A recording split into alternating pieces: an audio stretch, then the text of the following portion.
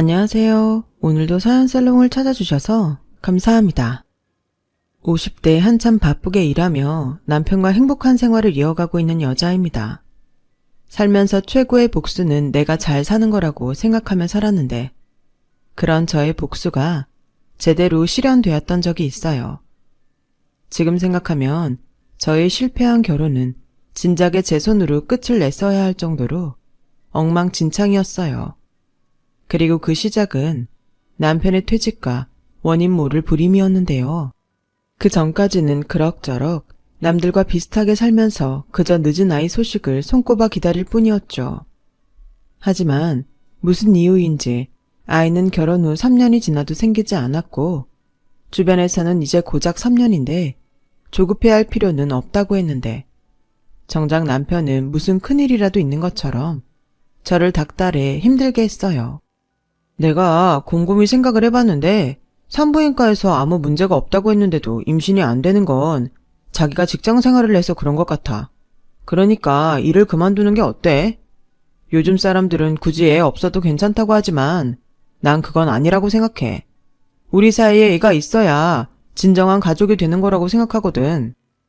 나도 당연히 생기면 감사하고 좋지. 근데 임신이라는 게 그렇게 집착한다고 되는 건 아니잖아. 그야 그렇지만 해볼 수 있는 데까지는 해야지. 그리고 회사 그만두면 자기도 좋지 않아? 집에서 편하게 쉬면서 임신할 수 있도록 몸 만들라고. 내가 배려하는 거라고. 그래도 우리가 그렇게 여유가 많은 것도 아닌데 내가 갑자기 일을 그만두면 당신 혼자 괜찮겠어? 괜찮아. 내가 부족하면 대리라도 뛰면 되지. 그러니까 자기는 내일이라도 당장 사표 내. 알겠지? 저는 남편의 말이 솔직히 불안했어요.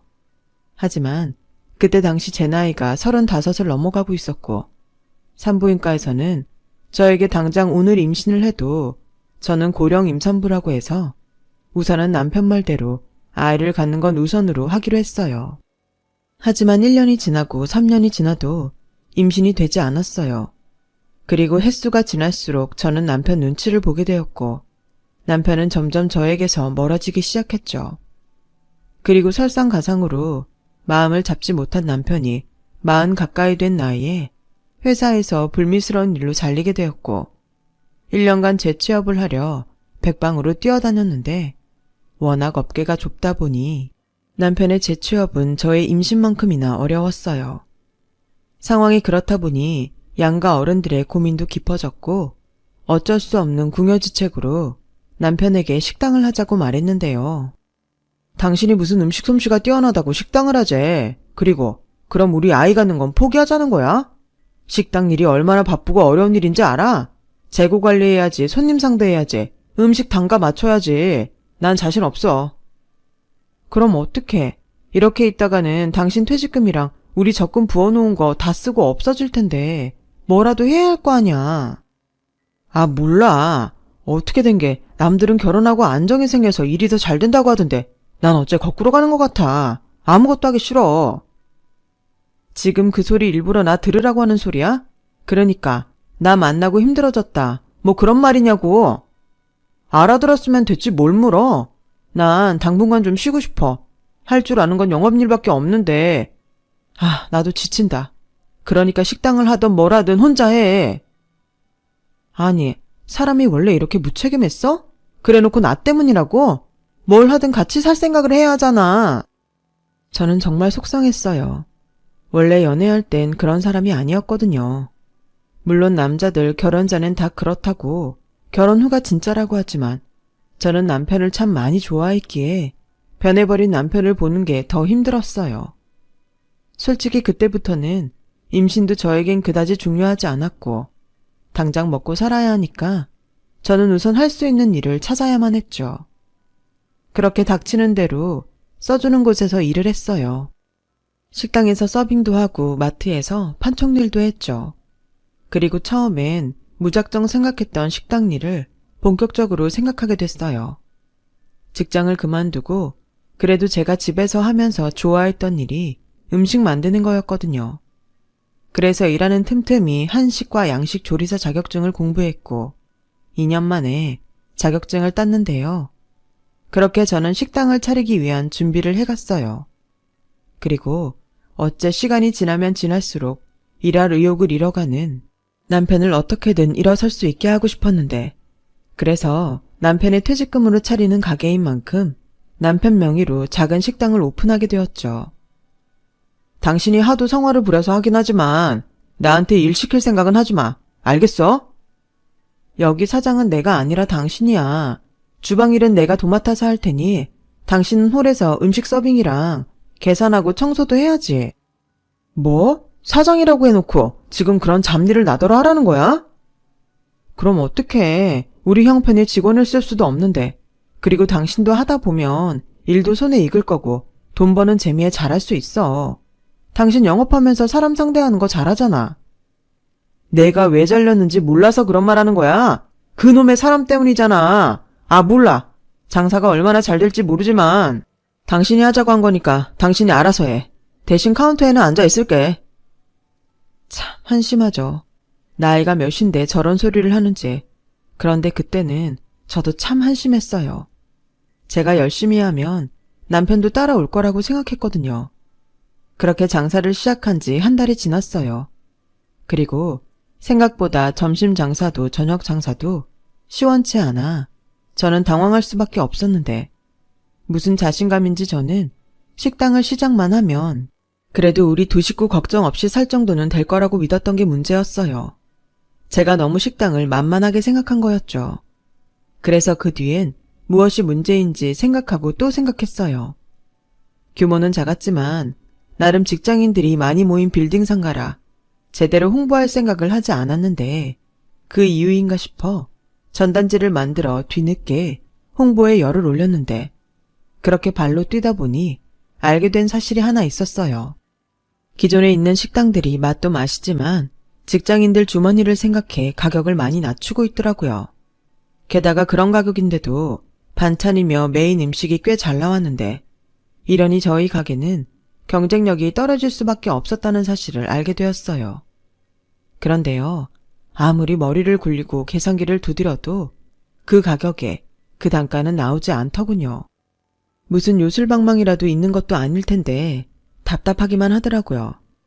그리고 사람 마음이 다 그런 건지 어떻게든 장사를 해보겠다고 발을 동동거리는 저와, 반면 자기 일 아니라는 듯 카운터에서 태평하게 TV만 보는 남편을 보니 부하가 치밀었고, 그렇게 매일을 다투기만 했어요. 아니, 난 속이 타서 죽겠는데 어떻게 자기는 TV만 보고 있어?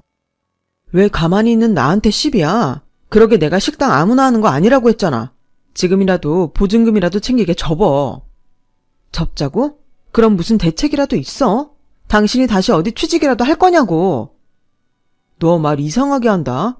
지금 나더러 돈 못 벌어온다고 바가지 긁는 거야? 벌 생각도 없으면서 무책임한 소리나 하니까 그렇지. 그래놓고 나더러 애를 가지라고? 지금은 애가 없는 게 천만 다행이야.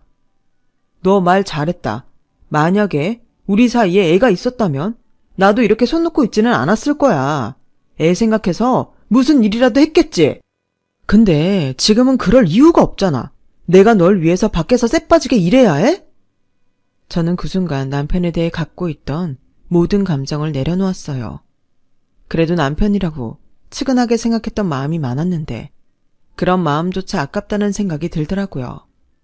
그래서 어쩔 수 없이 저는 얼굴에 철판을 깔고 동네에서 장사가 제일 잘 된다는 식당을 무작정 찾아갔어요.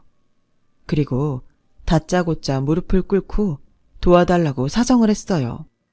어머, 이봐요. 지금 남의 식당에서 뭐 하는 거예요? 포자하니 새로 오픈한 식당 주인 같은데 이건 아니지. 경찰에 영업방해로 신고하기 전에 나가요. 제발 도와주세요. 저 식당 문 닫으면 길바닥에 나 앉아야 해요. 저한테는 지금 식당에 유일하게 목구멍에 풀칠할 수 있는 희망이에요. 아니, 희망이나 마나 왜 그런 소리를 여기서 하냐고요. 나하고 무슨 상관이라고. 그리고 염치가 있어야지. 나 이 동네에서만 20년 넘었는데 그런 내 노하우를 식당 연지 한 달밖에 안 된 당신한테 알려줄 것 같아요? 그러다 손님 뺏기면 누구 손해인데. 정말 죄송합니다. 저도 오죽 절박하면 여기까지 와서 이런 부탁을 하겠어요. 저 그냥 남편이랑 둘이 먹고 살 만큼만 벌면 돼요. 욕심 없어요. 와서 일 거들라고 하면 매일 와서 일도 거들게요. 뭐든 할 테니 제발 제가 어떻게 하면 좋을지 알려주세요. 제발 부탁입니다. 참 끈질기네. 어차피 내가 그쪽한테 뭘 알려줘도 이미 여긴 단골이 다 형성돼서 다른 업체 끌어들이지 않는 한 아줌마 가게는 힘들어요. 장사를 하려면 충분히 알아보고 덤벼야지. 그리고 이건 먼저 식당 한 사람이라 말해주는 충고인데 물가는 오르지만 여기 음식값은 못 올리는 게 여기 바닥이에요. 그 가격에 음식 단가랑 똑같은 맛 유지하려면 얼마나 어려운지 알아요? 어설프게 여기서 이러지 말고 빨리 나가요. 다음에 또 찾아오면 그때는 소금 한 바가지 뿌릴 테니 그럴 줄 알아요. 그 동네에서 장사가 가장 잘 된다는 식당 주인분은 참 무섭고 냉정했어요. 하지만 입장을 바꿔 생각하면 그 주인분의 행동은 너무나도 당연하다고 생각했고 절박한 저는 그 뒤로 매일 그 식당을 찾아갔어요. 소금 바가지를 맞아도 어쩔 수 없다고 각오했죠. 그렇게 보름 넘게 매일 그 식당에 출근 도장을 찍었어요. 처음엔 저를 내쫓기 바빴던 사장님도 이내 지쳤는지 돈 내고 점심을 먹겠다는 저를 말리지 않았고 저는 그곳에 저렴하면서도 맛있는 음식들을 종류별로 먹어보며 그저 감탄만 할 수밖에 없었는데 어느 날은 울컥 눈물이 터져 나왔어요. 아무리 노하우를 배운다고 해도 이 가격의 이 맛은 죽었다 깨도 못 만들겠다는 생각이 들었어요. 그리고 남편까지 협조하지 않는데 무슨 용기로 덜컥 식당을 차렸는지 그제야 저의 현실이 얼마나 무섭고 냉혹한지 알겠더라고요. 아니, 왜 밥 먹다가 울어요? 나 참, 살다 당신 같은 사람은 처음이네요. 사장님, 음식이 전부 다 맛있어요. 먹어보니까 알겠더라고요. 사장님이 그동안 얼마나 노력하셨는지. 죄송해요. 알아주니 고맙기는 한데, 그래서 식당 접으려고요? 글쎄요, 하루하루 손해를 보는 실정인데 문 닫는 것도 손해라 어떻게 해야 할지 모르겠어요. 남편은 뭐래요? 오가다가 보니까 식당에 남편도 있던데? 그 사람은 제 탓만 해요. 제가 지푸라기라도 잡는 심정으로 하자고 한 거라서요. 내일 새벽 5시에 나 장 보러 가는데 같이 갑시다. 내가 다른 건 못 해주고 식재료 거래하는 곳은 알려줄게요. 다른 곳보다는 재료도 신선하고 쌀 테니 도움이 될 거예요. 그리고 이거 받아요. 그거 보면 단가 맞춰서 음식 합정하는 데 도움이 될 거예요. 정말 이거 저 주셔도 돼요? 아무리 맛있어도 가격이 맞지 않으면 사람들이 오지 않으니까. 내가 음식 맛까지는 알려줄 수 없지만 거기까지는 내가 해줄 수 있어요. 그리고 점심때 가끔 자리 없어서 다른 곳에 가야 하는 업체 손님이 생기거든요. 그러면 내 그쪽에 가라고 말할 테니 나 망신당하지 않게 잘해요. 알겠죠? 사장님 너무 감사합니다. 정말 앞이 막막했는데 정말 고맙습니다. 이 은혜를 어떻게 갚아야 하죠? 아직 뭐 하나 제대로 한 것도 없으면서 무슨 은혜. 됐고 나 이렇게 사람 도와준 거 처음이니까 후회 안 하게 잘해요. 예전에 나 젊었을 때 보는 것 같아서 큰맘 먹고 도와주는 거니까. 그렇게 저는 식당 사장님에게 큰 도움을 받았어요. 아무래도 절실했던 저의 마음이 사장님을 움직이게 한 것 같았죠. 그리고 그 순간은 저에게 로또 1등이 부럽지 않았어요. 그만큼 사장님이 알려준 식재료 거래처와 장부는 저를 다시 일어설 수 있게 했고 저는 생각에 생각을 거듭한 끝에 다른 식당과 차별적인 영업으로 배달을 생각하게 됐어요. 생각보다 점심시간에 밖에 나와서 식사를 할 수 없는 사람들이 제법 있다는 말을 들었거든요. 규모가 있는 공장 같은 곳은 그래서 자체적으로 한밥집 같은 운영을 한다고 했지만 규모가 작은 곳은 도시락이나 출근길에 빵이나 편의점 도시락 같은 것을 사간다는 누군가의 하소연을 들은 것이 그 이유였어요. 하지만 남편과 둘이 식당을 운영하는 저희 가게는 어쩔 수 없이 남편이 배달을 해야 하는 실정이었는데 제 말을 들은 남편은 정색을 하며 싫다고 하더군요. 보자보자니까 이젠 배달까지 하라고? 미쳤어? 그러다 오토바이 타다 사고라도 나면 그땐 어떻게 책임지려고 그래? 그러지 말고 배달 직원을 뽑든가 그것도 아니면 대행 불러. 나도 그러면 좋지. 근데 문제는 돈이잖아. 인건비 줄여보려고 그러는 거 정말 몰라서 그래? 그리고 이제 좀 손님들도 오고 그러는데 당신은 뭐라도 더 해야겠다는 생각이 없어? 이런 말까지는 안 하려고 했는데 당신 정말 구제불능이야. 뭐? 지금 말 다 했어? 내가 하자는 대로 다 해주니까 내가 우습게 보이냐? 우습게만 보이겠어? 한심하다고. 나 혼자 살자고 하는 게 아닌데 뭘 그렇게 빼. 계속 이럴 거면 차라리 이혼해. 살면서 이혼 생각을 안 해본 건 아니었지만 입 밖에 꺼낸 건 그때가 처음이었어요. 그리고 남편은 그 말이 꽤 충격이었는지 그동안 잘만 떠들다가 멍하니 저만 쳐다봤는데 제가 주방에 들어가 큰 소리로 울자 그제야 남편은 마지못해 제가 하자는 대로 따라왔어요. 그리고 정말 감사하게도 저의 예상은 맞아떨어졌고 초반에 홍보 차원에서 무상으로 점심 배달을 해준 업체들이 줄줄이 저희 식당과 계약을 하자고 하는데 가격도 가격이고 음식 맛이 좋다며 오히려 저에게 고맙다며 이런 식당이 그동안 간절했다고 하더라고요. 덕분에 저는 평일은 거의 잠도 못 자고 새벽부터 장을 보고 음식하느라 그야말로 행복한 비명을 지르게 되었는데요. 도저히 저 혼자는 감당이 되지 않았어요.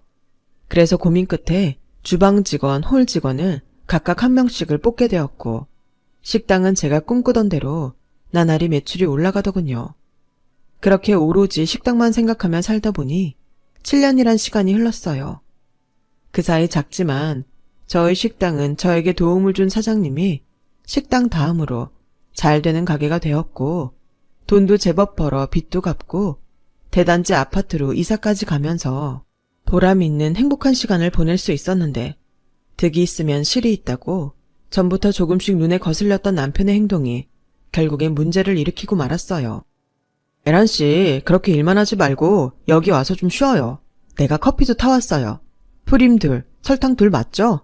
아직 점심때 되려면 멀었는데 뭘 지금부터 그렇게 열심히 하고 그래요.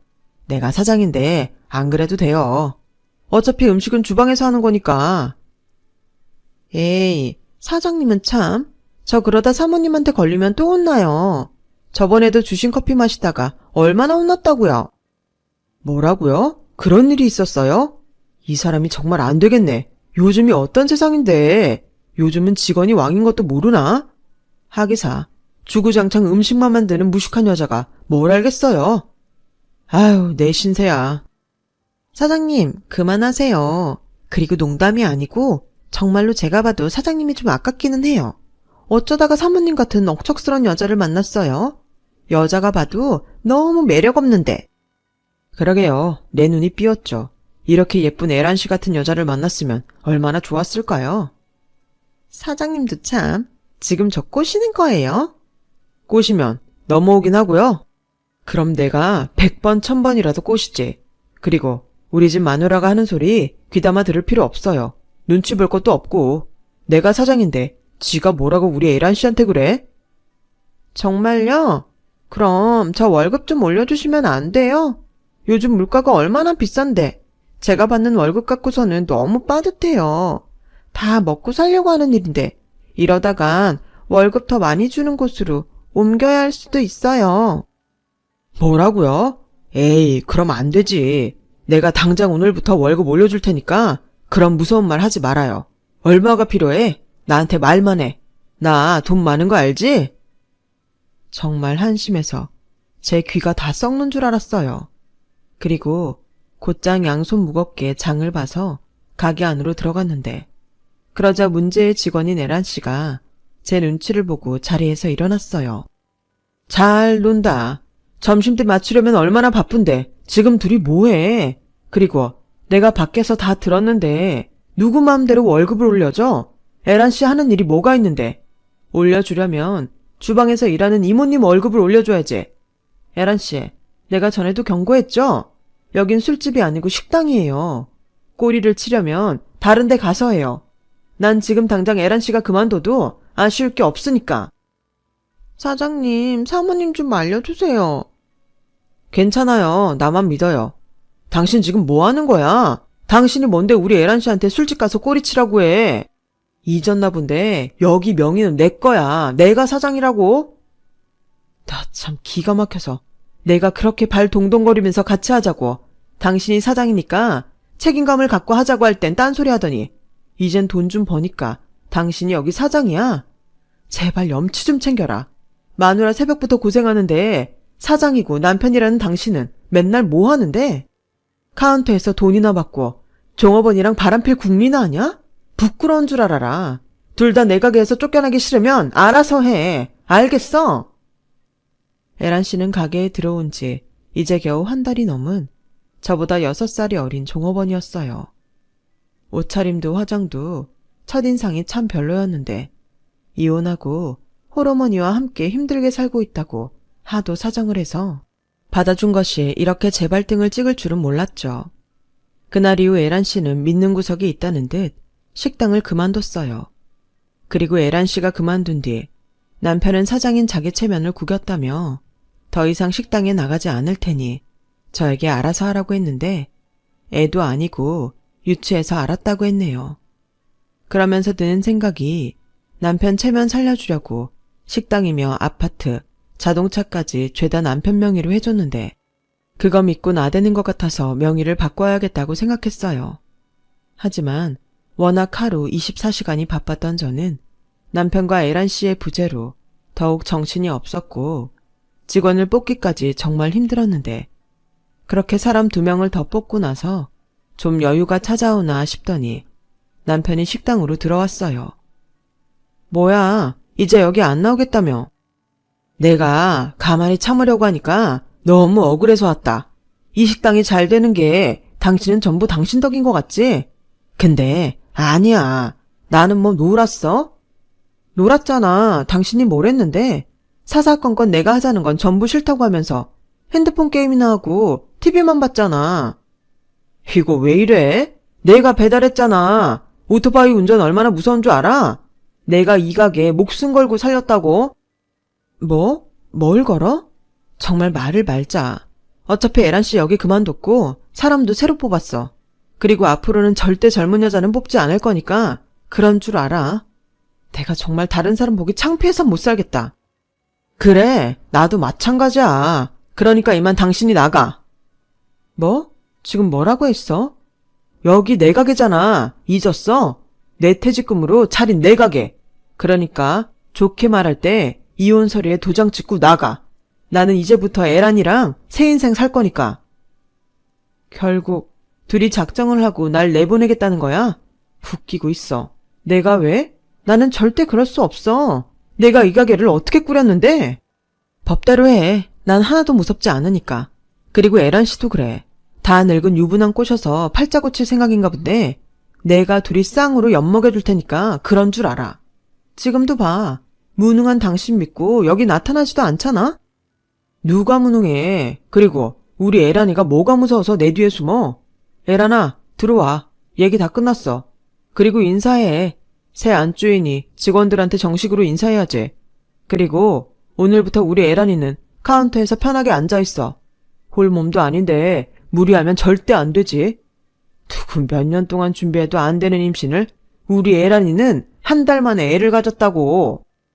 오빠, 창피하게 무슨 그런 말을 해요. 그리고 사모님 나가면 음식은 누가 해요? 무슨 걱정이야. 주방 이모님 있는데. 우리 에란이는 이젠 아무 걱정하지 말고 행복하게 살 생각만 해. 내 앞으로 차도 있고 아파트도 있는 거 알지? 내가 빨리 정리해서 우리 에란이 정식 사모님 만들어줄 테니까 오빠만 믿어. 자, 들었지? 그러니까 억척스럽고 애도 못 갖는 당신은 내 인생에서 꺼져. 저는 남편의 독한 말보다 에란 씨가 임신을 했다는 것이 더 충격적이었어요. 그리고 에란 씨는 아직 나오지도 않은 자신의 배를 쓰다듬으며 저를 꼴 좋다는 듯 쳐다보는데 상황이 상황인 만큼 저는 이성줄을 놓고 말았어요. 저의 피와 땀으로 만든 식당을 제 손으로 때려 부셔버린 건 물론이고 이 모든 문제의 원인인 남편을 봐줄 수 없어서 남편 얼굴에도 한껏 손을 올려붙였죠. 그리고 그런 남편과 노란한 그 여자도 가만둘 수 없어 있는 힘껏 머리채를 잡았는데 그러자 남편 눈이 돌더군요. 뭐 하는 짓이야. 임신한 사람한테 어디 감히 손을 대. 미쳤어. 그래, 미쳤다. 이런 상황에서 안 미치면 그게 사람이냐? 어떻게 당신이 나한테 이럴 수가 있어? 이거 내가 좋게 끝내려고 했는데 안 되겠네. 이봐들. 이 여자 이제 우리 식당이랑 아무 상관없는 사람이니까 밖으로 끌어내요. 내 말 안 듣는 사람은 내일부터 우리 식당에 오지 않는 걸로 알 테니 그렇게 알고. 남편은 제 손으로 뽑은 직원들에게 으름장을 놓듯 말했어요. 그러자 난처한 듯 직원들이 눈치를 살폈고 결국 저에게 죄송하다고 말을 하더니 이내 저를 식당 밖으로 끌고 나갔는데요. 정말 순식간에 일어난 일에 저는 억울하다 못해 실성한 듯 미친 사람처럼 웃고 말았고 어디서 소식을 들으셨는지 예전 저에게 도움을 줬던 사장님이 한 걸음에 뛰어와 저를 일으키며 식당 문 앞에서 큰 소리로 남편에게 욕을 한 바가지 쏟아내셨어요. 감사하긴 했지만 그런다고 달라질 건 아무것도 없었죠. 그렇게 저는 바보처럼 모든 걸 뺏기고 긴 이혼 소송에 들어갔어요. 이혼을 할 때 하더라도 제 몫은 챙겨 나와야겠다는 생각밖에 없었으니까요. 하지만 믿었던 법도 완전한 저의 편은 아니었어요. 그 많은 재산을 거의 저 혼자 벌다시피 했는데 법으론 명의가 참 중요하더라고요. 결국 저는 재산 분할과 위자료를 모두 포함해 1억을 남편에게 받았어요. 저는 다 필요 없고 그 식당만이라도 넘겨받길 원했는데 남편이 바보가 아닌 이상 절대 식당을 내어줄 리가 없었죠. 그렇게 저는 시리에 빠지고 말았어요. 열심히 살아봤자 뭐하나 그런 생각이 들었거든요. 그리고 삶의 의욕마저 잃어 먹지도 못하고 잠도 자지 못했는데요. 모든 것이 저에겐 지옥 같은 생활이었어요. 그 사이 남편은 저와는 무관하게 계속 식당 운영을 이어갔고 저를 도와주신 사장님이 저 대신 복수를 하겠다며 소개해준 식자재 업체에 물건을 주지 말라고 하셨다는데 남편이 언제 그쪽 사장과 친분을 쌓았는지 그쪽에서 자기 장사하는 건데 그럴 수 없다고 했나 봐요. 그리고 설상가상으로 저의 이혼에 충격을 받은 친정 부모님은 병원 신세까지 지면서 상황이 더 악화되었죠. 그렇게 궁지에 몰리니 나만 없으면 모든 것이 다 해결될 것 같은 바보 같은 생각이 들었어요. 하지만 한편으로는 이렇게 끝내고 싶지 않다는 생각도 했던 저는 길을 잃고 1년 넘게 친정에도 가지 못하고 방황했는데요. 머릿속에 오로지 남편과 그 여자에 대한 복수만 생각하던 제 자신이 불쌍했어요. 어차피 행복한 결혼 생활도 아니었고 남편에 대한 미련도 없는데 이렇게 된 거 이제라도 만족스러운 생활을 하면 좋겠다는 생각을 하게 되었죠. 그런데요. 그렇게 조금 일어나려고 힘을 내고 있는데 남편이 불쑥 저를 찾아와 말도 안 되는 소리를 하더군요. 저기 잘 지냈어? 나 때문에 많이 힘들어한다며. 그래서 뭐 확인하고 싶어서 여기까지 왔니? 다 뺏어놓고 어떻게 지내나 궁금해. 그런 거 아니야. 그리고 나도 엄청 고민하다 힘들게 왔어. 그게 말이지 우리 식당이 요즘 좀 곤란해졌어. 자기가 식당을 나가고 주방 이모님이 나랑 일 안 한다고 바로 그만두셨거든. 그래서 음식 맛이 변했다고 말이 돌았는데 그래도 어떻게든 고비를 넘기면서 운영을 했었거든. 근데 업체들이 재계약을 안 하겠다고 해서 우리 애란이가 난리도 아니야. 당장 갓난아기도 있는데 수입이 줄게 생겼으니 불안한가 봐. 그래서 뭐 본론이 뭔데? 그게 있잖아. 당신이 우리 식당 주방일 좀 해주면 안 돼? 내가 이렇게 부탁할게. 월급도 넉넉하게 챙겨주고 애란이 보는 거 힘들면 식당에 나오지 말라고 할게. 어차피 애 보느라 식당에 나오지도 않아. 제발 부탁이야. 나 좀 살려줘. 정말 웃긴다. 여기까지 왔다는 건 식당이 거의 망하기 일보 직전 같은데 내가 왜? 원래 알긴 했지만 당신 참 뻔뻔하다. 그리고 얼마나 머리가 안 돌면 그런 말을 나한테 해? 내가 그래 월급 많이 주면 할게 라고 말할 것 같았니? 막말로 자기도 지금 힘들잖아. 당신도 벌고 나도 벌고 우리 서로 윈윈하자는 건데. 윈윈 같은 소리 하네. 꺼져. 너야말로 내 인생에서 제발 꺼져. 사람이 참 간사하죠. 남편이 힘들어하는 모습을 보니 저는 전에 없던 의욕이 생겼어요. 그리고 보란듯이 잘 살겠다는 각오를 다지게 됐고 저는 고민 끝에 할 줄 아는 건 음식 만드는 일뿐이라 이번엔 한식이 아닌 양식을 처음부터 차근차근 하고 싶었어요. 그래서 프렌치 레스토랑에서 밑바닥부터 일을 시작했는데 처음엔 나이도 많고 경험도 없는 저를 쓰려는 사람이 없어 힘들었지만 이번에도 간절한 저의 마음이 저의 살 길을 열어주었죠. 그리고 뜻밖의 인연도 만나게 되었어요. 제가 늦은 나이만큼 일에 대한 욕심이 많다 보니 그걸 좋게 본 제 또래의 오너 셰프님이 저에게 조금씩 관심을 보이기 시작했거든요. 하지만 남자라면 치를 떨었던 저는 알면서도 셰프님의 마음을 외면했고 나중엔 서로 껄끄러워지면 안 될 것 같아 기회를 틈타 제가 겪은 최악의 결혼 생활을 모두 털어놓게 되었어요. 남자에 대한 기대도 없고 한 번 당한 배신이 트라우마가 되어 더는 누구도 만나고 싶지 않다고요. 저는 일만 열심히 하고 싶다고 말했는데 제 말을 모두 들은 셰프님은 그저 알겠다고 하셨어요. 그리고는 걱정했던 것과 달리 예전처럼 저를 똑같이 대해주셨는데 제가 하나라도 더 배우고 싶어 한다는 걸 아는 셰프님이 먼저 퇴근 후 재료 손질과 음식 만드는 법 등을 차근차근 알려주셨어요. 참 고맙기도 하고 또 죄송하기도 했던 순간이라 저도 모르게 툭 하고 어떤 말이 나갔는데 그 말이 불러온 파장은 제 인생을 조금씩 바꿔놓았어요. 저기 셰프님, 궁금한 게 있어요. 뭔가요? 제가 처음 여기에서 일하고 싶다고 할 때 저 왜 뽑아주셨어요? 다른 가게들은 제가 나이도 많고 경험도 없어서 안 된다고 했는데. 간절해 보였어요. 그리고 명선 씨가 참 일을 좋아하는 사람같이 보였고요. 제가 이래봬도 사람을 잘 봐요. 아, 그러셨구나. 고맙습니다. 이 말을 언젠가 꼭 하고 싶었어요. 그리고 죄송해요. 좋으신 분이라는 거 알아요. 저에겐 차고 넘치는 그런 분이신데. 오늘은 참 이상하네요. 원래 명선 씨가 말이 잘 없는데. 아, 죄송해요. 고맙고 또 죄송해서 그만. 말이 나온 김에 나도 얘기 하나 해도 돼요? 배신당했다고 했죠? 나도 그랬어요. 이 레스토랑 전에 가게를 같이 했는데 젊은 셰프랑 바람이 났더라고요. 그리고 다 뺏기고 버려지듯 이혼당했어요. 그래서 명선 씨 기분 아주 잘 알아요.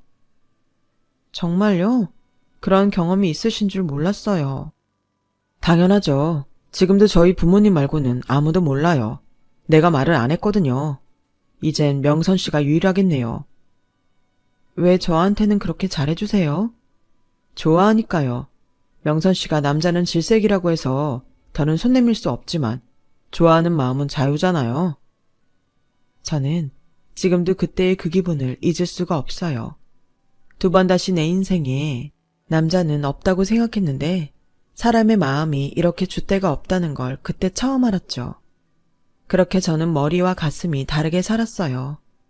자꾸만 셰프님에게 가는 마음을 아닌 척하고 일을 했는데 결국 정신이 딴 데 팔려 그런지 칼에 손이 베이는 사고를 치고 말았고 음식하는 사람이 칼에 손 베이는 일은 그다지 대수롭지 않은 일이라 알아서 응급조치를 하고 있는데 반쯤 넋이 나가서 저를 찾는 셰프님을 보고 더는 이 남자를 밀어낼 수 없겠다는 생각을 하게 됐어요.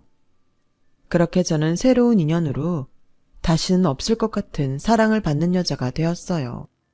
비밀로 연애를 이어가는데 이게 참 스릴 있고 재밌더라고요. 그리고 직원들이 모두 퇴근한 후 남자친구인 셰프에게 음식 대접을 받을 때는 이 순간이 영원했으면 좋겠다는 꿈을 꾸기도 했었죠. 그렇게 2년의 비밀 연애 끝에 저와 셰프님은 인생에서 두 번째 결혼식을 올렸어요. 그렇게 남편이 된 셰프님에겐 안타깝게도 가족이 미국에 사는 할머니 뿐이셨는데요. 남편이 행복하면 어떤 것도 상관없다며 저에게 가족이 된 걸 환영해 주셨어요. 어찌나 감사한지 저희 부모님도 고맙다며 눈물을 흘리셨네요. 그리고 연애를 하면서도 모르고 있었는데 남편은 집은 물론이고 건물까지 있는 꽤 재력가였고 저에게 이 사실을 알리면 부담스럽다며 도망갈 것 같아 말하지 못했다고 했는데 솔직히 돈 싫어하는 사람이 어딨겠어요. 하지만 얼떨떨한 그 기분은 도무지 숨길 수가 없더군요. 그래도 확실한 건 그 돈은 남편이 힘들게 노력해서 번 돈이라는 것이었어요. 저는 그런 남편의 재력이 아닌 성실함에 또 한 번 반했고 무조건 그 사람에게 도움이 되는 아내가 되고 싶다고 생각했는데 그런 저의 마음이 남편에게 잘 전달이 되었는지 저희 둘은 하루하루가 감사하고 행복하기만 했어요. 그러면서 자연스럽게 전 남편과 있었던 억울함도 보상받듯 떠올리지 않게 되었고 복수 생각도 사라졌는데요. 그렇게 5년이 흐르면서 저와 남편은 늦은 나이였지만 아이까지 낳게 됐어요. 그동안 저는 제가 불임이라고 생각했는데 그게 아니더라고요. 이유가 어쨌든 저는 기다리던 아이 소식에 남편의 권유로 당분간은 일을 쉬고 태교에 전념하기로 했는데 사람의 인연이란 알 수가 없다고 오랜만에 찾은 남편의 레스토랑에서 저는 뜻밖의 사람을 만나게 되었죠. 그 사람은 바로 저를 비참하게 짓밟은 전 남편이었는데 지금의 저의 남편이 일을 하는 레스토랑 건물의 청소를 맡은 인력업체 사람이 되어 있더군요. 자기야, 몸도 힘든데 여기까지 뭐하러 왔어? 집에만 있으니까 너무 답답하고 심심해서. 나도 주방에서 일하면 안 돼? 에이, 지금 입덧 때문에 힘들잖아. 주방은 절대 안 돼. 그럼 나 다른 거라도 할게. 자기한테 도움이 되고 싶어. 뭐야, 자기는 그냥 존재만으로 나한테 도움이 되는 거 정말 몰라? 근데 청소하시는 분 바뀌었네? 먼저 해주시던 분이 퇴직하게 되셨나 봐. 연세도 있으셔서 걱정이었는데 잘 됐지. 저분은 오신 지 얼마 안 됐는데 그럭저럭 일은 잘하셔. 순간 저는 전 남편과 눈이 마주쳤어요. 아무래도 저의 등장과 예상치 못한 저의 모습에 많이 놀란 듯 입이 떡 벌어져서는 사색이 되어 저를 쳐다보는데 이내 자기 꼴이 창피했는지 도망치듯 자리를 피했어요. 그도 그럴 게 저는 남편이 챙겨주는 명품 옷에 명품 가방을 들고 있었지만 전 남편이란 사람은 초라한 청소부 옷차림에 마대자루를 쥐고 있었으니 어찌 보면 자리를 피하고 싶은 마음은 당연한 거였죠. 그런데요, 너무 황급하게 도망을 가서인지 전 남편은 그만 자기가 들고 있는 마대자루를 밟아 미끄러졌는데 하필이면 바로 앞이 계단이라 요란한 소리를 내며 구르는 사고가 나고 말았어요. 그 소리에 놀란 남편과 저는 황당하게도 전 남편을 데리고 병원을 찾았고 그 사람의 가족인 상간녀 에란 씨에게 연락을 하게 되었죠. 상황이 이렇게 된 이상 더는 말하지 않는 것도 웃긴 것 같아서 저는 남편에게 전 남편의 정체를 알리게 됐어요. 그러자 깜짝 놀란 남편은 한동안 아무 말도 없었는데 그 사이 아직 어린 남자아이를 안고 달려온 에란 씨가 저를 보고 귀신이라도 본 듯 놀라더라고요. 남편이 먼저 그 여자에게 다가가더군요. 저희 아내한테 얘기 다 들었어요. 전 남편이 청소일을 할 줄은 생각도 못한 일이라 저희 건물 청소일을 맡기게 됐네요. 피차 서로 얼굴 보기 불편할 테니 제가 업체의 말에 근무지를 바꾸도록 하겠습니다. 오늘 병원비는 제가 부담할게요. 골절에 의심된다고 하니 한동안은 고생을 하실 것 같습니다. 그럼 저희는 바빠서 이만 가볼게요. 가자 자기야. 홀몸도 아닌데 자기도 오늘 너무 무리했어. 아니야. 괜찮아. 그리고 오랜만이에요, 에란씨. 그 애가 그때 뱃속에 그 애인가 봐요. 나는 보다시피 덕분에 잘 살고 있어요. 이제 더는 원망하지 않으니까. 부디 저 사람이랑 행복하길 바래요. 지금 뭐 하는 거예요? 사람 놀리는 거예요? 보자하니 남자 잘 만나서 신세 고친 것 같은데 잘난 척 그만해요. 누군 저런 남자 만나고 싶어 만났나? 아, 짜증나. 왜요? 그렇게 좋다고 다 뺏어갈 땐 언제고. 아무튼 그땐 나도 참 분하고 억울했는데 저런 쓰레기 같은 남자 기꺼이 데려가줘서 정말 고마워요. 그리고 이건 정말 노파심에 하는 말인데 그 아이, 저 사람 아이 맞긴 하죠. 난 여태 내가 불임이라고 생각했는데 아니라는 걸 최근에 알아서요. 기분 나빴다면 미안해요. 이만 가볼게요. 며칠 동안은 일하긴 힘들다고 하는데 옆에서 간호 잘해줘요. 저는 그렇게 보란듯이 말하고 남편이 기다리는 지하 주차장으로 갔어요. 그리고 남편은 뭘 하느라 늦었냐고 묻긴 했지만 서로 이야기로 풀 것이 있어 그랬다고 하니 더는 묻지 않더라고요. 그리고 돌아가는 내내 저의 손을 꼭 잡아줬는데 이런 말 정말 웃기는 거 알지만 저도 남편도 제가 이혼했다는 사실이 그 순간은 얼마나 다행인지 모르겠더라고요. 이렇게 행복한 순간이 제 인생에 있을 거라는 걸 누가 알 수 있었겠어요. 그날 이후 저는 원래도 남편에게 잘하는 아내가 되고 싶었어요. 더욱 발전해서 남편에게 어울리는 사람이 되고 싶다는 꿈을 갖게 됐고요. 비록 태교 때문에 일을 놓고 있었지만 언젠가는 남편과 나란히 레스토랑 하는 꿈을 갖게 됐는데요. 출산 후 예쁜 딸아이를 낳은 저는 저의 꿈을 이루기 위해 육아는 물론 레시피 개발 등을 비롯한 노력을 게을리하지 않았고 제 나이 50을 넘기면서 그토록 바라던 꿈을 이루게 되었어요. 주방일이라는 게 때론 위험도 따르는 일이라 전쟁을 방불케 하기도 하지만 그렇게 완성된 요리를 손님에게 내갈 때 느껴지는 그 희열이 저를 계속 또 다른 꿈을 꾸게 하는 건지도 모르겠어요. 이제와 생각하면 모든 것이 다 거짓말 같아요. 제가 이혼하고 재혼을 하게 된 것도 그렇고 예쁜 딸을 낳고 지금은 한식이 아닌 레스토랑에서 스테이크를 굽고 파스타를 만들다니 그저 신기하기만 하니까요. 그리고 그런 행복에 감사함을 느끼다 보면 어느새 제 인생을 기적처럼 바꿔준 남편이 제 옆에 있다는 것에 새삼 눈물이 날 정도인데요. 간절히 바라건대 늦게 만난 저의 운명과 제가 건강하고 오랫동안 행복할 수 있길 바랄 뿐입니다. 이젠 다시 만날 일이 없길 바라는 전 남편과 상간녀가 제가 모르는 지옥에서 자신들이 저지른 잘못을 뼈저리게 느끼고 후회했으면 좋겠어요. 모든 일엔 인과응보가 따르는 법이라는 걸 이번 기회에 제대로 배울 수 있었으면 해요. 항상 건강하시고 좋은 인연들과 즐겁고 행복한 매일이 되시길 진심으로 기도할게요. 고맙습니다. 여러분, 사연 댓글에 응원과 현명한 조언 부탁드려요. 좋아요와 구독은 저에게 큰 힘이 됩니다.